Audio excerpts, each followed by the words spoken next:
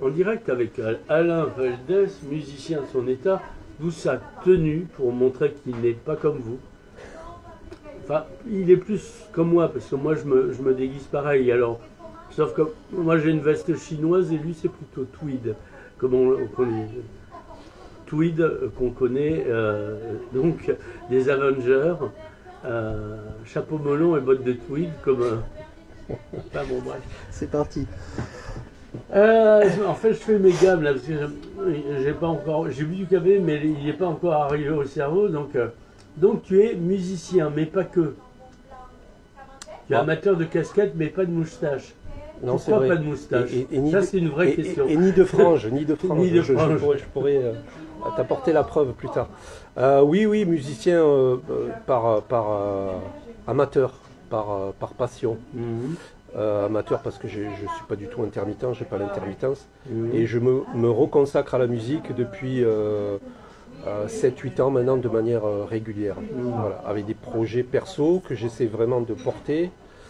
Et avec mon argent, avec mes budgets, donc voilà, la limite de l'exercice, elle est là, quoi.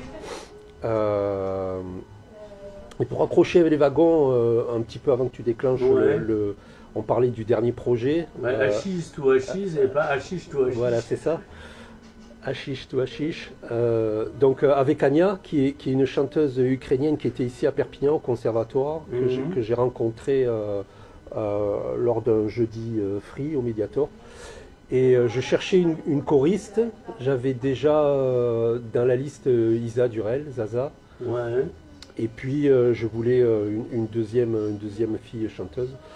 Et ça a très bien marché avec elle et j'aime bien l'idée, j'avais toujours en tête l'idée de faire chanter des morceaux en français ou en anglais avec quelqu'un qui aurait un petit accent exotique. Du coup, tu es un maître chanteur. Je vais le devenir, peut-être. Chanteur, j'essaie. Mais voilà, ça s'est super bien passé et on s'est échangé des petites démos comme ça sur... moi, elle savait que j'aimais bien Bowie, on s'est échangé des fichiers. Et puis, j'ai booké le studio chez Sylvain Philippon, avec qui je travaille depuis plusieurs... Au Stéréodrome. Au Stéréodrome. Je le dis, je le dis pas. Vas-y. Allez, dis ce que c'est qu'un stéréodrome. Parce que écoute, je le sais pas, je sais que ça remonte aux années 80, mais une espèce de lieu, drôme. Je confonds avec dôme. Moi, j'aime bien les dômes. Ouais, du tonnerre, Mad Max 3. Voilà. Les vélodromes, oui, tu as raison, les trucs couverts. Donc voilà, je bosse avec lui depuis plusieurs projets maintenant et ça se passe super bien parce que il n'est pas qu'un ingénieur du son pour moi, il fait aussi de la réa. Et une fois qu'on a enregistré avec les musiciens, l'étape que j'adore, c'est à partir du mix, voir comment on peut, dans quelle direction artistique on peut aller. Et ça, j'adore ce genre de boulot, du boulot de studio. Voilà. Et donc Anya, en duo sur Hashish to Hashish, c'est un EP qui comporte 4 titres. Alors un EP, alors EP, c'est différence avec le LP, long play. Et EP, du coup, je ne saurais pas te le traduire, mais voilà, c'est avec un E. Avec un minutage raccourci, quoi. Voilà. Donc c'est un 4 titres et 2 duos, enfin un duo, un autre, elle est plutôt en lead et moi je fais juste des incursions vocales comme ça. Voilà, un morceau où elle est toute seule. Un morceau complètement dépouillé, avec juste une guitare acoustique et elle au chant, avec sa voix cristalline. Et voilà, et puis un morceau que j'ai retravaillé, et encore en clin d'œil à Bowie, parce que j'ai reconstitué En fait, tu as repris Space Oddity dans son intégralité. Il y a Major Tom aussi. En fait, le concept de l'album, ça s'appelle Orphan Mashup, les mashups de l'orphelin. Un petit peu comme des réminiscences de ce que j'écoutais quand j'avais 14-15 ans, et Bowie était déjà là. Mais en voulant... puisqu'il est né au néolithique. C'est ça, il est né juste avant moi. Et non, mais je suis tombé dans le chaudron petit et je pourrais le chanter comme on chante un dictionnaire, quoi. D'accord. Voilà. Donc, mais là, l'idée, c'était de croiser un petit peu mes univers à moi, ce que je commence un petit peu à faire. Il ne faut pas donner des coups sur la table parce que ça se voit à l'écran. Excuse-moi, Nicolas. Non, tu ne seras pas puni, c'est juste pour ton interview dans une bonne qualité en fait. Et du coup, voilà l'idée de Mashup, parce que je pique carrément des idées qui ont déjà été oui. exploitées. Tu n'as pas inventé Bowie, par exemple. Non, voilà. Et par exemple, pour la célébrie FT, ouais. qui est un mot valise, que j'ai piqué aussi à un auteur, je ne sais plus lequel, Jérôme Béglé, je crois, je ne sais pas si tu connais. Tu fais du collage en fait. Ouais, c'est une espèce de collage, voilà. Tu sais, dans les années 80, tu sais, sur les murs comme ça, tu avais de l'art avec des affiches déchirées, tu sais, qui composaient en fait une toile unique. Ben, un petit peu comme les cut-up techniques, tu vois, où finalement des associations d'idées t'amènent à autre chose, quoi. C'est un peu ça. Et là, les mash-up, en même temps, c'est très actuel, les mash-up. Tu as beaucoup de gars qui croisent des sons. Oui, je vois ça avec Dépêche Mode. Plein de choses qui se font comme ça. Donc moi, encore une fois, c'est les idées qui me plaisent. Donc, pour moi, l'idée contient ce dont on va accoucher après. Donc, je suis parti sur ça. Et donc, pareil, pour revenir à Célébri FT, j'ai reconstitué un plateau d'un clip qui avait servi un clip pour Bowie. On a reconstitué quasiment le même plateau en miniature. On a shooté ça sur fond vert. Donc on voit que c'est très années 80 pour y revenir. Cette technique 70-80. 70-80. Là, c'était un clip de la fin 70. Des carpentiers, tu vois. Là, tu parles de Hachise ? Ouais. Ouais. Tu vois, cette manière de poser les trucs. Moi, je le vois parce que, comme toi, j'ai fait des longueurs enfants. Et comment s'appelait le gars qui faisait les émissions, juste pas pour les Carpentiers, mais qui était dans la pub et qui a fait, c'est lui qui a fait tous les clips des années 70-80, le Melody Nelson de Gainsbourg, il avait clippé tout ça. Alors je ne saurais pas te le dire. J'ai rencontré Jean-Jacques Hano. Averti. Jean-Christophe Averti. Jean-Christophe Averti. Ben, moi je le connais comme un animateur radio au Pop il a été animateur avec Arthur, c'est ça oui, José Arthur. José Arthur, le Pop Club. Ouais. Voilà. Oh, c'est vieux. Surtout, ils sont morts tous les deux. Non, mais Averti faisait des trucs très psychés au début des années 80 et très, en termes de technologie, vachement avancé. Psyché, c'est quand on était enfant. C'est quand ça faisait mal aux yeux en général. C'est ça. C'était des couleurs saturées. Voilà. Non, mais des superpositions. Il y avait des comment dire, des décors carton-pâte ou dessinés ou des choses comme ça. Et les artistes passaient là au milieu. Voilà. C'était souvent du playback, les conditions du studio. Mais pour le coup, c'était autre chose que les scopitones et c'était pas encore les clips, quoi. Non, c'était typiquement quand il y avait des émissions de télé, puisque c'était des directs aussi. Oui, voilà. Donc c'était era complicat, comme on dit en catalan. Donc, de faire las cosas normalement. Donc, alors, alors, avant, on va poser la question, qu'est-ce que tu faisais avant de te remettre à la musique, parce qu'il n'y a pas de honte. Ah non, moi j'ai fait des études de droit. Ah merde, toi aussi. De travers. Ouais, bah pareil. Et j'ai arrêté.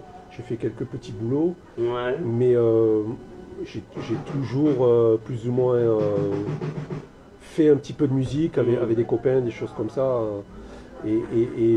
Donc assez vite, j'ai renoncé à m'insérer, si tu veux. Et j'ai eu la chance de pouvoir m'y consacrer à intervalles réguliers, voilà, de manière pas dilettante, mais on va dire que chaque fois que j'étais plus en phase avec mes envies, je décrochais. Donc voilà, j'ai pas de comment dire. Mais on vit de quoi à ce moment-là? Oh, ben on vit pas de braquage et de non, je vivais de petits boulots et puis je vivais un peu d'amour et d'eau fraîche. Je vis toujours un peu d'amour et d'eau fraîche.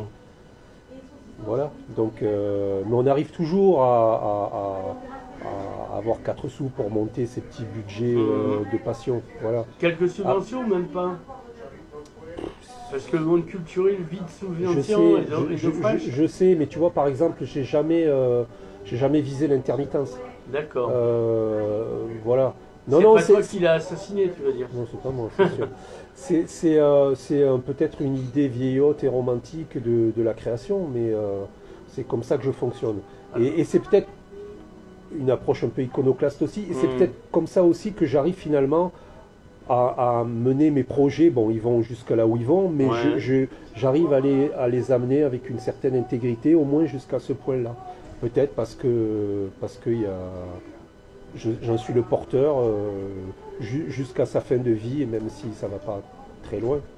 Non, mais c'est pas un drame. Non, il y a un problème qu'on a ici. Alors ailleurs, on dit c'est peut-être pas mieux, mais je m'en fous, j'y vis pas.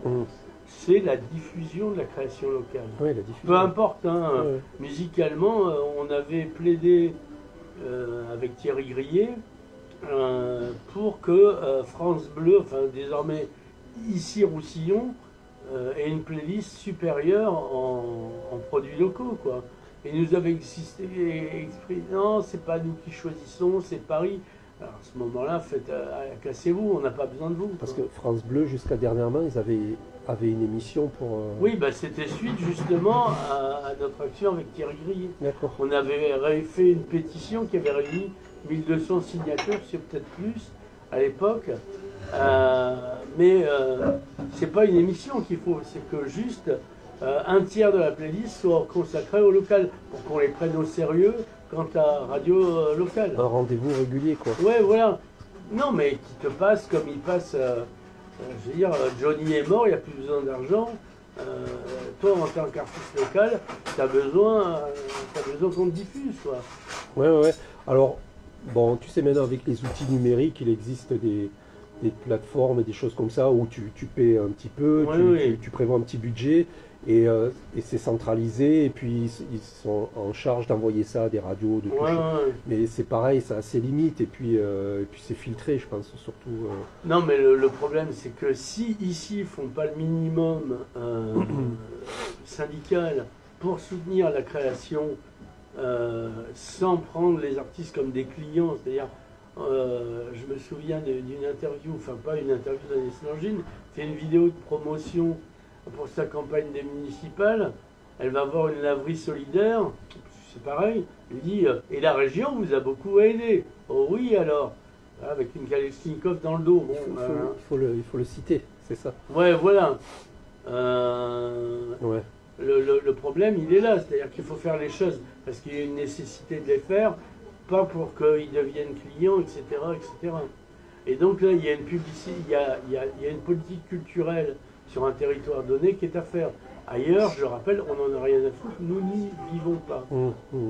Alors moi, j'ai travaillé au sud, c'est pour ça que je vois la différence aussi. De l'autre côté de la frontière, ouais. Passer le Rio Grande. Ouais. Et Barcelone, Gérone, des trucs comme ça. Je travaillais pour une ONG, puis pas que. Enfin, d'accord. Okay. Et je vois la dynamique déjà, il y a plein de radios un peu partout, il y a plein de canards un peu partout, encore. Ben là, il y a quand même quelques radios. Après, je sais pas s'ils diffusent des artistes locaux ou des choses comme ça. Non, le problème, c'est qu'ils ont tous une excuse. Ils ont créé à un moment donné 100% hit, et ils te passaient la même musique, la même soupe qu'il y avait ailleurs. Ouais, d'accord. Ils veulent pas faire de radio, ils veulent gagner de la pub. Je me rappelle avoir bossé pour RFM, et en fait, ils avaient obligation d'avoir des journalistes pour pouvoir diffuser de la pub locale. Mais ce qu'ils veulent, c'est gagner des sous. Ouais, et à côté de la radio aussi, le média vidéo, image, c'est vachement important. Il y a YouTube, mais là aussi, à un moment donné, ou TikTok, fait du twerk un peu, merde. C'est ça. Non, excuse-moi, j'ai bougé. Parfois, j'envoie des choses sur TikTok, effectivement, les formats ramassés, mais c'est la consommation. Tu vas le truc tu vas pas devenir... Non, ce qu'il faudrait, c'est que... Et encore une fois, je reviens sur le stéréodrome au Soleil. Je pense qu'ils vont essayer de développer ça. Par exemple, moi, sur mon avant-dernier projet, on a shooté une live session sur le lieu. Session vivante. Session vivante. C'est ce qui est le contraire d'une nature morte, on est d'accord. Voilà. Et parce que le site est super, donc toute une chaîne, non seulement se regrouper avec les musiciens, enregistrer, mais aussi le service après-vente derrière, c'est-à-dire pouvoir clipper des choses, pas, apparemment, pouvoir jouer live. Musicale. Je sais pas. La casa musicale, enfin, il y a. Ça, il devrait avoir une radio. En fait, une radio locale devrait être à la casa musicale. Ah ouais, tout le temps vu sur que place. Zygomar n'existe plus depuis longtemps. C'est un travail qu'a fait Zygomar pendant longtemps. Radio Zygomar, c'est ouais, ça, ouais, la radio des jeunes ici où j'étais d'ailleurs. D'accord. Diffuser des acteurs locaux de la culture en général. Ce boulot est plus fait. D'accord. Ok. Non, mais je t'avoue que de ce côté-là de la barrière, moi j'ai moins de visibilité et j'y suis pas trop impliqué aussi. Mais le problème, c'est que c'est intéressant. Moi, je vois Cali, que j'ai connu Tom Scarlett. Ouais. Peu de gens s'intéressaient à son boulot. Nous, alors je pense à Jérôme Fricker au Scarabée, qui était un magazine de musique à l'époque. Moi, j'écrivais sur tout sauf la musique. À part pour l'interview de Rammstein, mais ceci est une autre histoire. Ah ouais. Et le truc, c'est, on lui a fait une interview, Tom Scarlett, il est super heureux. Ce qui fait quand il a signé avec Universal, on a été invité, etc., à suivre. Mais ce choix du soutien à la politique locale n'existe pas. Pourquoi? Parce qu'en face... N'existe plus. N'existe pas. N'existe plus. Tu avais La Rocochon, qui était une belle maison de production aussi, je parle des années 90. Ça existe encore, il y a encore des salles d'entraînement musical. Voilà. Mais il n'y a pas cette logique. Tu prends un artiste au début, tu le fais monter, tu le fais enregistrer et tu te bats pour lui à l'intérieur et à l'extérieur pour sa diffusion. Le reste, on n'en a rien à foutre. Parce que c'est peut-être pas des logiques de découverte de projets ou des choses comme ça, c'est des logiques commerciales maintenant, de toute façon. Mais justement, tu peux, avec l'argent public, et c'est la différence entre le privé et le public, sortir de ces choses-là pour parler d'autre chose que t'es pas lié au taux d'écoute. Bon, en tout cas, c'est sûr que moi... avec des projets perso et j'ai pas envie de rentrer dans ce genre de considération et à me fouiller l'esprit et tu vois forcément à avoir moi les solutions, mais c'est ce qu'on nous demande, être manufacturier de A à Z. Oui, ils sont gentils, ils ont fait ça à une époque pour le journaliste qui était employé par une boîte, mais il devait tout faire, il était GRI et il était auto-entrepreneur, donc même pas statut de salarié, c'est-à-dire il a l'idée qu'il est patron, sauf qu'il est encore plus mal payé qu'un employé, et s'il tombe au chômage, c'est pire. Donc tu es un petit chef d'entreprise quelque part. Oui, bien sûr, bien sûr. mais sans la protection d'un salarié de l'image ou d'un salarié du son. Donc c'est vraiment un statut précaire que le tien. Complètement, ouais. Et puis maintenant, en plus, avec les histoires d'intelligence artificielle ou des trucs comme ça, alors là, carrément, on se prend un deuxième mur. Aussi. Hein? Je suis chanteur aussi.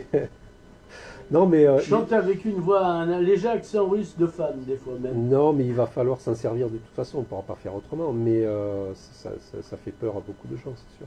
Mais à un moment donné, l'intelligence artificielle n'est possible que parce que tout le monde vit en archipel, isolé. Et donc, moi je vois une époque, je faisais du théâtre, je rencontrais un musicien, il y avait un projet, tu vois, ou un dessinateur, tu vois, bim, ça s'agglomérait de suite. Et là, chacun dit, ah ben non, si tu me payes pas, bon ben très bien. Ouais. C'est des commandes, Bon ben très bien. Donc moi j'avais pas les moyens de te payer, c'était un échange et on allait plus loin ensemble. Là tu l'as voulu comme ça, résultat, bon, t'es pas le meilleur dessinateur, donc t'es grand remplacé par l'intelligence artificielle. C'est l'hubris humain individualiste qui a fait qu'il est possible de nous grand remplacer parce que les coûts sont moins chers. Ouais. Mais en même temps, du point de vue technologique, c'est passionnant quand même. Parce que moi je les utilise. Hein. Ouais, ben là pour le clip Ashes to Ashes, on va citer le réalisateur d'ailleurs qui s'appelle. Oui, ce serait bien. Qui s'appelle Cyril Cucumber, qui est un gars sur Avignon. Non, alors tu nous inventes des gens, Philippon, Cucumber. Non mais franchement, j'aime bien en même temps, c'est bon, on sort pas de la BD, moi ça m'arrange. Mais rends-toi compte, et moi je suis cool, tu vois. Mais on est à l'ère des avatars maintenant. Un humain normal ne s'appelle pas Cyril Cucumber. Mais oui, mais Ou alors pour faire sextoy, tu veux. Bon. Ou le concombre masqué, mais oui, le réalisateur s'appelle le concombre masqué. C'est très 60s en même temps comme. Mais c'est des avatars, on est à l'ère. Excusez-moi, on est à l'ère de l'avatar. Ouais. Voilà. Et c'est accrocheur. Mais tu t'appelles vraiment Alain Valdez du coup? Oui, du coup, ouais. Bah, ça aussi, je rechigne à chercher un nom d'artiste ou un avatar ou un truc comme ça. Je trouve que déjà une création, c'est déjà un avatar de soi. On n'est pas caché derrière, mais on peut être derrière et donner plus ou moins à voir ce qu'on veut un peu. Donc et puis voilà, c'est ça. Enfin, c'est vouloir entrer dans des logiques aussi commerciales de se conformer à l'avatar parce que c'est plus vendeur. Alain Valdez sonne moins que. Non, mais Alain Valdez c'est pas mal, ça fait BD. J'ai demandé si t'étais mexicain, tu vois, par exemple. C'est vrai. Mais bon, t'es venu avec une casquette de poulbeau et pas un sombrero comme ça, avec des cartouchières en tirant des coups de revolver, ce que n'aurait pas apprécié Valérie d'ailleurs dans son établissement. Mais bien que j'ai une âme révolutionnaire, non, je déconne. Mais c'est pas grave, hein. Donc, bien même. Cyril Cucumber. Oui, revenons à lui. Son nom d'artiste. D'ailleurs, je connais pas son nom.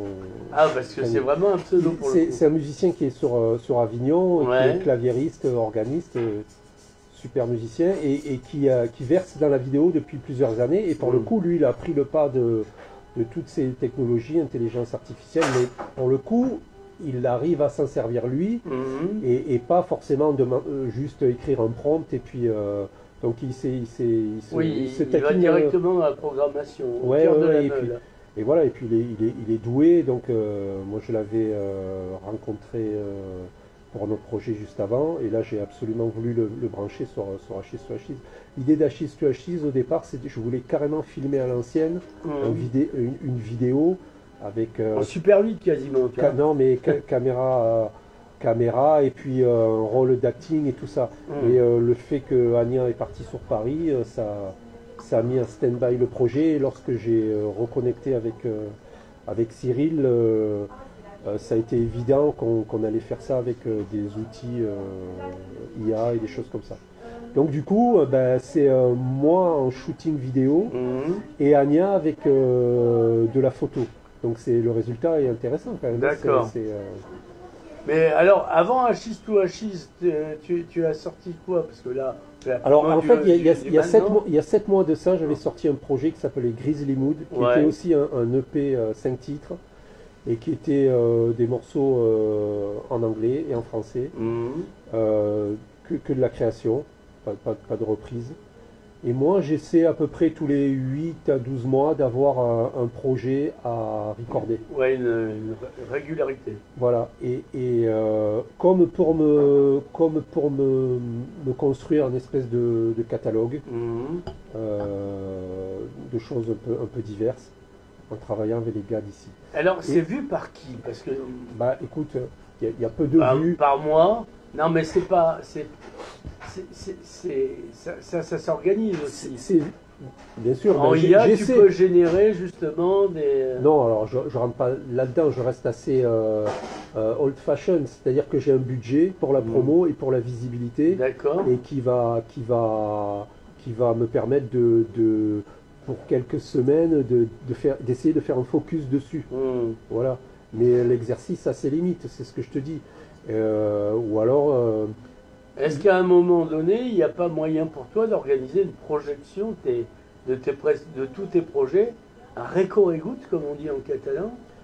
Il y a 3 ans de ça pour c'est une soirée spéciale où tu présenterais Si c'est des vidéos, là, toutes tes vidéos en projection, etc. Tu vois. Ouais, bon, carrément, faire un concert en présentation Oui, dis-le comme tu veux, je ne pas sur les mots, Valdès. Ça, c'est le truc classique, oui, mais non, j'avais essayé de faire ça avec la Casa il y a 4 ans, en période Covid, il y a 5 ans. Ah oui, non, c'était pas le bon moment, je crois. Ah ben, c'était tombé à l'eau à cause de ça, mais tu vois, là, j'avais réuni les conditions pour faire ça. Et bah, voilà. Bientôt, il y aura la guerre avec la Russie. T'as pas de bol, mec. T'y crois, Non, j'y crois pas du tout. Déjà, on n'a pas. Faut se tenir informé de l'armée, et l'état de l'armée française n'est pas en état. Et deuxièmement, la démographie russe ne leur permet pas d'aller jusqu'à Paris défiler sur les Champs-Élysées, alors qu'ils adoreraient. Hein. Bon, ça et le Bolchoï. Mais bon, ils ont des missiles hypersoniques qui peuvent atteindre Paris, et c'est à se demander si c'est pas finalement souhaitable pour nous libérer. Dans une BD, alors. Ouais, voilà, oui, bien sûr, évidemment. Non, mais ça plombe un peu l'ambiance, c'est clair, tout ça. Mais bon, ben voilà. Oui, ben, faire des concerts de présentation de projets, des trucs comme ça, c'est toujours des choses faisables. C'est d'ailleurs peut-être ce que je vais faire prochainement avec le Paseo. Oui, le Paseo joue jeu, par exemple. C'est une bonne salle. Quoi. Ouais, ouais. Voilà, mais encore une fois, moi c'est toujours un choix de budget qui me dit que, parce que comme je te disais, j'ai pas les poches extensibles. Ouais. Et alors soit je les consacre à recorder et donc à payer des musiciens, parce que c'est tout à fait normal de payer les musiciens et qui créent avec moi aussi. Mais après, ben, je les ai pas pour ma promo, pour monter des concerts, parce qu'il est hors de question que les gens jouent gratuit. Et j'ai pas les budgets parce que de ma poche, j'y suis tout le temps pour un bon paquet, pour pouvoir faire leurs déclats et des choses comme ça. Parce que je projette chaque fois de sortir avec, comme je te disais, 5-6 musiciens, c'est-à-dire avoir une fidélité un petit peu au projet qui a été enregistré, aux morceaux tels qu'ils ont été enregistrés, être capable de pouvoir rendre un petit peu de la richesse du recording en live. Après, il y a une autre option, c'est de réfléchir à... Le studio, c'est une chose, on se permet plein de choses en arrangement, et puis on part sur des versions dépouillées pour du live où on n'aurait besoin que d'être à 2-3. Pourquoi pas? Peut-être que je ferai ça, j'en sais rien. J'en sais rien. Mais ton objectif à terme, c'est quoi? J'en ai peut-être pas d'objectif. Ah oui, non, mais je sais pas. Tu vois, j'en ai peut-être pas. Moi, j'aime. Moi, je suis conseiller à Pôle emploi, c'est pour ça que je te pose ces questions. Ouais, c'est ça. Non, mais ça se fait pas de pas le dire, mais disons que. Non, bah tu fais ce que tu veux, garçon. Hein, disons que ce qui me plaît vraiment, c'est la création. C'est être emporté par. Non, mais ça arrive, c'est peut-être mieux finalement. C'est être mobilisé par des idées qui te traversent comme ça, et puis d'arriver à les sortir d'une part, et puis après à faire adhérer un cercle de musiciens ou de créateurs autour. Et ça, c'est vrai que j'adore ça. Et après, le côté se rendre visible, je veux le faire à condition que j'y garde une cohérence, et donc c'est pas à n'importe quel prix. Donc c'est pour ça qu'en termes d'objectifs, si tu me dis il faut absolument vivre de ça, je te dis oui dans l'absolu, mais bon voilà, j'ai un peu plus de 50 ballets, j'ai pas besoin de me montrer. Non, mais la retraite, elle est comme l'horizon. Plus tu t'en approcheras, plus elle va s'éloigner avec la Commission européenne, là, en faisant que Arbeit my frei, hein. Ouais, non, moi je vis sur un plan. Sur un autre plan, détaché, avec les faits. Détaché de tout ça. Je suis chanceux peut-être. Je peux me déconditionner de tout ça, mais... Non, mais toi, tu t'es pas posé la question dès le départ. Les autres ont travaillé comme des cons, etc., alors qu'ils n'auront pas de retraite et qu'on va les inviter à mourir dans la dignité. C'est l'avantage que tu as eu, c'est que tu as compris de suite que de toute façon... Il fallait réfléchir avant. Voilà. Non. Chouette t-shirt. Non, c'est des parcours aussi qui font que... Moi, j'ai été intermittent de la vie avant d'être intermittent du spectacle. Ouais. Voilà. Non. Même les politiques sont intermittents du spectacle maintenant. Ouais. Ils sont à temps plein Voilà. pour persuader. On dirait des caméramans de France 2. Oh non. Donc voilà, non, c'est vraiment l'idée de passer de projet en projet. Et si entre-temps, eh ben, j'ai des opportunités de me rendre visible, super. Et j'ambitionne même ça. Si on parle d'ambition, oui, Oui, quand même. Oui, bien sûr. Tu es ambitieux. Non, oui, je suis ambitieux. Mais il n'y a pas besoin d'afficher une ambition. Moi, j'aime bien l'idée qu'on trouve le chemin et qu'on s'y engage et qu'on soit sans compromission avec ça, ok. C'est plus une relation de cause à effet que d'affirmer péremptoirement son ambition. Oui, je veux dire, on n'a plus l'âge de ces conneries, comme dirait Danny Glover. Non, mais voilà, on le sait qu'on est tous en concurrence les uns des autres. Ben non, ça c'est parce que c'est le système capitaliste qui recrée donc voilà, c'est pas forcément l'afficher comme ça. Au mini Lupus dans le Léviathan. Ouais. Donc autant ne pas s'afficher comme ça. Et puis le moteur de la création pour moi c'est une espèce de se sentir bien, une espèce de coolitude quoi. On fait rien. Il y a la notion d'urgence. J'aime bien faire les choses dans l'urgence et tu mets un pied dans quelque chose, tu sais pas si tu vas être stable, ça c'est une chose, mais il faut s'y sentir bien.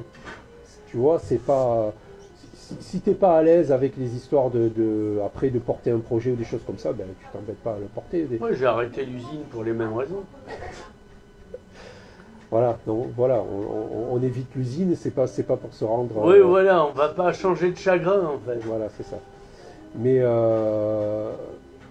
et c'est un enjeu plus motivant, à la limite, essayer de garder un enthousiasme, l'enthousiasme du départ qui t'a fait créer ce genre de truc, et ben, tu le perds pas en chemin, même si tu es confronté à la distribution, à la visibilité, tous ces trucs-là. Tu as une société qui te dit on peut bien t'aider, mais tu dois faire la gueule comme tout le monde, quoi, tu vois.